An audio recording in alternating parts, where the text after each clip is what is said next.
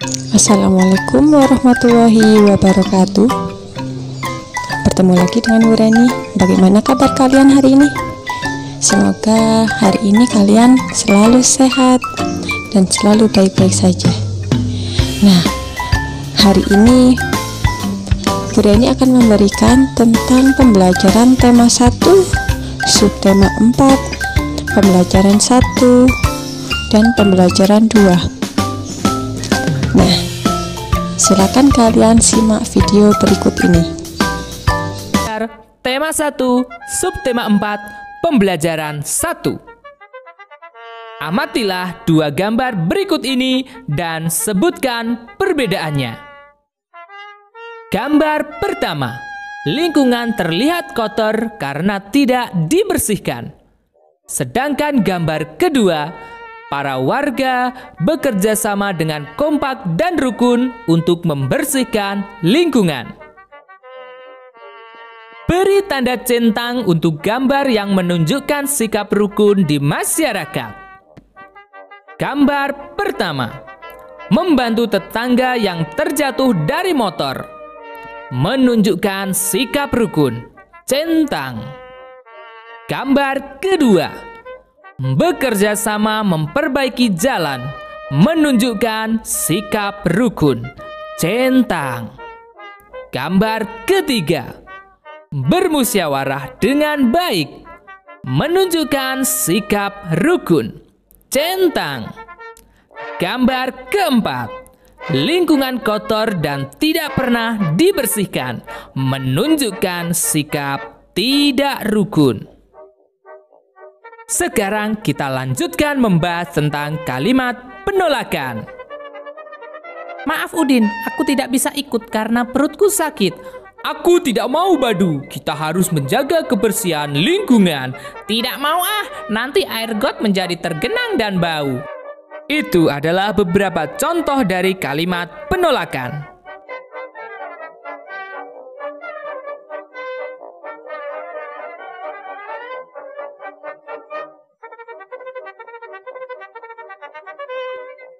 Rumah Udin bersih dan nyaman. Udin, Edo, dan Siti membuat prakarya di rumah Edo. Mereka membuat prakarya dengan bahan yang berbeda.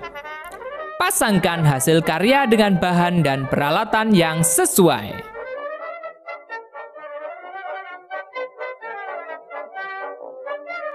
Tuliskan alat dan bahan yang digunakan Udin, Edo, dan Siti. Udin, pensil, kertas karton putih, lem, dan biji-bijian. Siti, kertas karton putih, lem, pasir, dan cangkang kerang. Edo, pensil, kertas karton putih, gunting, dan daun-daunan. Tentukan jumlah dan selisih kedua bilangan berikut. Jumlah adalah hasil dari penjumlahan, sedangkan selisih adalah hasil pengurangan bilangan yang besar dikurangi bilangan yang kecil. 356 dan 344. Kita cari jumlahnya.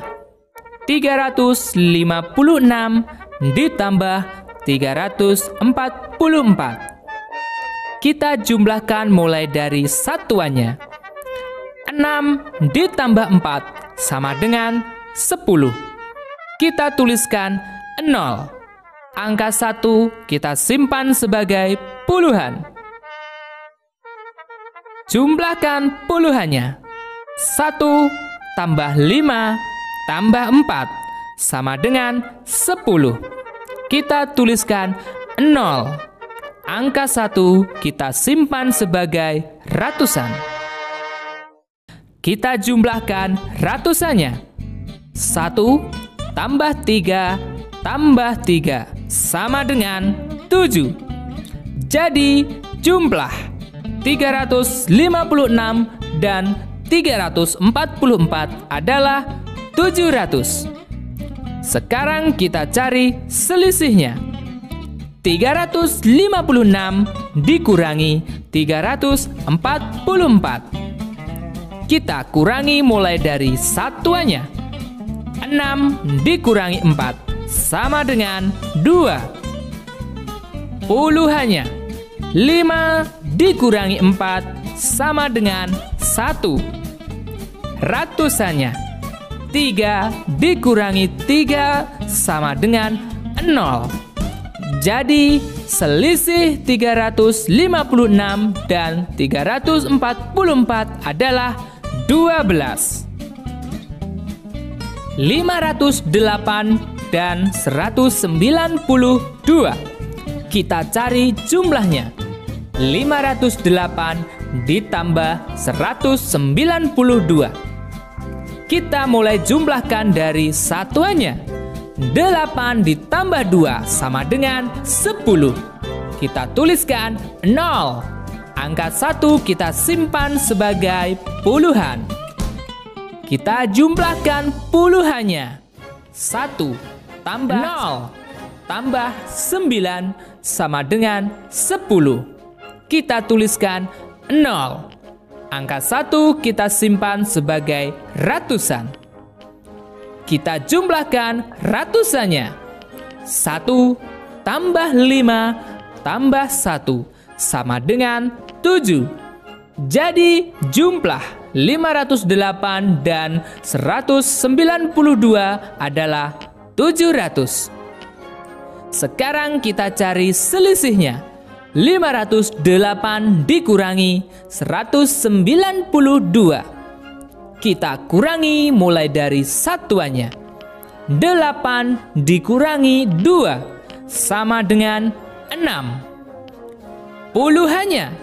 0 dikurangi 9. Tidak bisa, maka harus pinjam kepada ratusannya.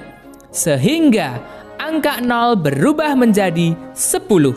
Sedangkan angka 5 berubah menjadi 4. Sekarang kita kurangi puluhannya. 10 dikurangi 9 sama dengan 1. Ratusannya. 4 dikurangi 1 sama dengan 3.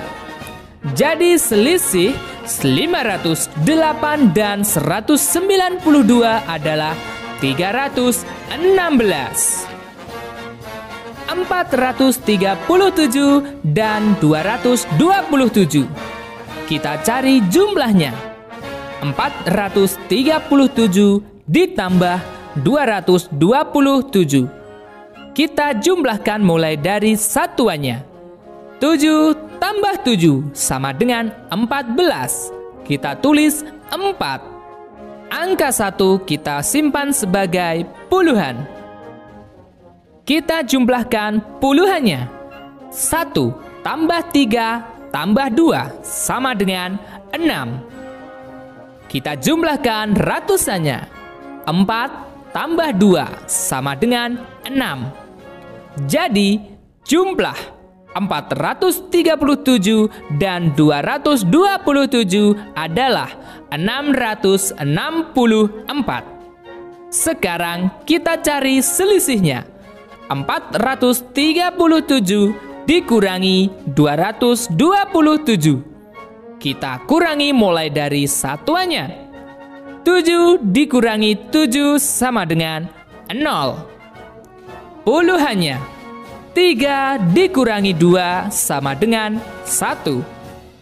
Ratusannya.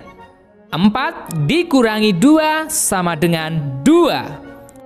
Jadi selisih 437 dan 227 adalah 210. 189 dan 511. Kita cari jumlahnya. 189 ditambah 511. Kita jumlahkan mulai dari satuannya. 9 tambah 1 sama dengan 10. Kita tuliskan 0. Angka 1 kita simpan sebagai puluhan. Sekarang kita jumlahkan puluhannya. 1 tambah 8 tambah 1 sama dengan 10. Kita tuliskan 0. Angka 1 kita simpan sebagai ratusan. Kita jumlahkan ratusannya. 1 tambah 1 tambah 5 sama dengan 7. Jadi jumlah 189 dan 511 adalah 700. Sekarang kita cari selisihnya. 511 dikurangi 189. Kita kurangkan mulai dari satuannya. 1 dikurangi 9. Tidak bisa. Maka harus meminjam kepada puluhannya. Sehingga angka 1 berubah menjadi 11. Sedangkan angka 1 pada puluhan berubah menjadi 0. Kita kurangkan satuannya. 11 dikurangi 9 sama dengan 2. Puluhannya 0 dikurangi 8 tidak bisa. Maka harus meminjam kepada ratusannya. Sehingga angka 0 berubah menjadi 10. Sedangkan angka 5 berubah menjadi 4. Kita kurangkan puluhannya. 10 dikurangi 8 sama dengan 2. Ratusannya 4 dikurangi 1 sama dengan 3. Jadi selisih 189 dan 511 adalah 322. Sekarang buatlah bilangan 3 angka terbesar dan terkecil dari angka berikut.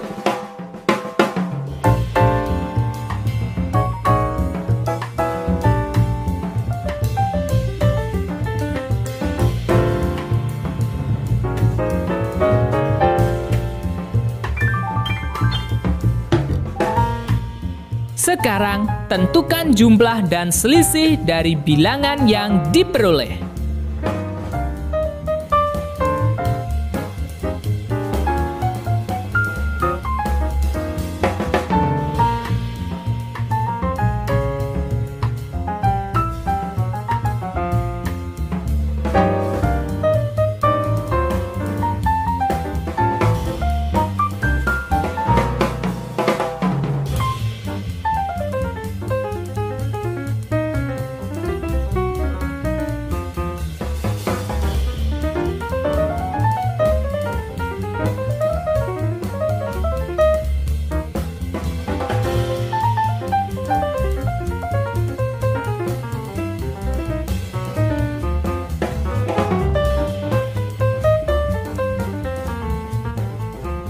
Tema 1, subtema 4, pembelajaran 2. Perhatikan percakapan berikut ini, lalu kita kerjakan pertanyaannya.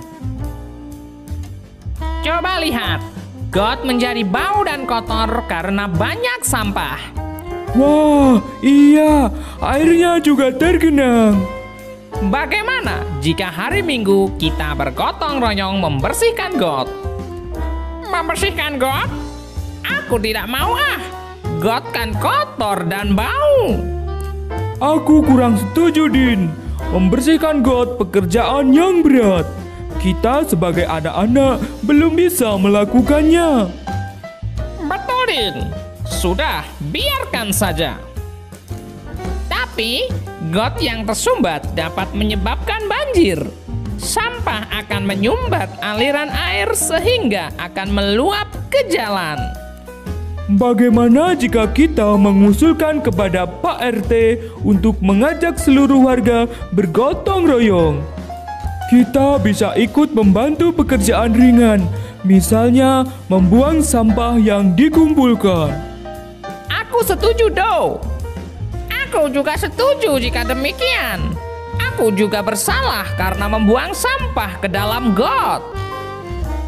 Baiklah, sekarang mari kita jawab pertanyaan-pertanyaan berikut sesuai percakapan di atas.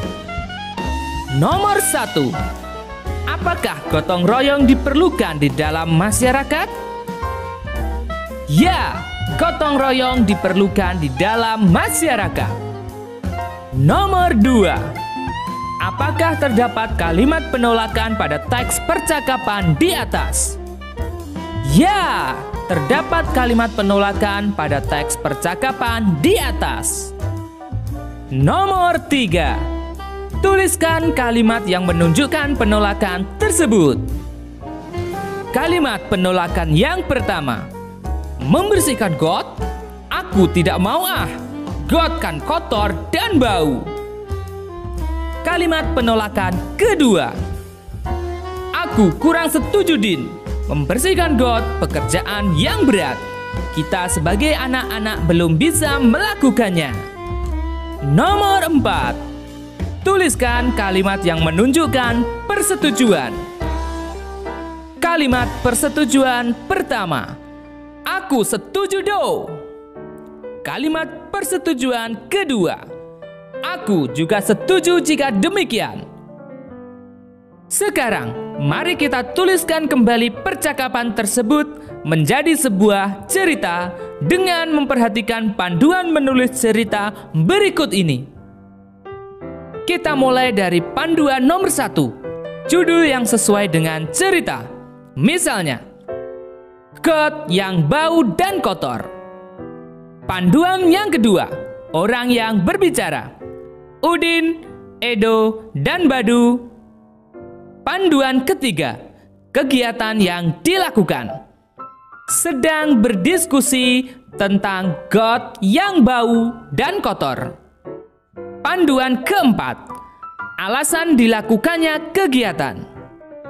Karena got tersumbat banyak sampah yang dapat menyebabkan banjir. Panduan kelima, cara melakukan kegiatan. Udin, Edo, dan Badu mengusulkan kepada Pak RT untuk mengajak seluruh warga bergotong royong, lalu mereka bertiga membantu pekerjaan yang ringan. Warga bergotong royong membersihkan got. Sampah yang terangkut diletakkan di pinggir jalan. Anak-anak ikut membantu memungut sampah yang tercecer. Warga merasa senang lingkungan kembali bersih. Perhatikan gambar berikut. Maaf, kami nanti terlambat mengikuti kerja bakti. Kami akan pergi ke gereja terlebih dahulu. Baik, Pak. Tidak apa-apa. Mari kita beristirahat sejenak. Mari kita tuliskan sikap yang sesuai dengan pengamalan sila pertama, ketuhanan yang Maha Esa, atau sikap yang sesuai dengan pengamalan sila kedua, kemanusiaan yang adil dan beradab. Ketuhanan yang Maha Esa memberikan kesempatan kepada teman yang berbeda agama untuk beribadah. Kemanusiaan yang adil dan beradab memberikan kesempatan istirahat ketika bergotong royong. Sekarang mari kita tuliskan contoh pengamalan sila pertama atau sila kedua Pancasila di lingkungan masyarakat. Pengamalan sila pertama. Menghargai agama orang lain. Tidak menghina agama orang lain. Berdoa bersama umat seagama. Mendoakan tetangga yang terkena musibah. Pengamalan sila kedua. Membantu tetangga yang terkena musibah. Saling menyayangi antar tetangga. Tidak membeda-bedakan suku dan agama. Memiliki rasa peduli kepada tetangga. Cobalah untuk melakukan gerakan seperti pada gambar berikut ini. Tahukah kamu apa nama dari permainan ini? Permainan ini disebut dengan permainan tapak gunung. Permainan tapak gunung merupakan salah satu permainan tradisional yang harus terus kita lestarikan. Setelah kalian simak video tadi, semoga kalian sudah paham, dan juga silakan kalian lanjut untuk mengerjakan tugas tema 1, subtema 4, pembelajaran 1 dan pembelajaran 2 di halaman 75 hingga 78. Oke, sekian dari Bu Reni. Assalamualaikum warahmatullahi wabarakatuh.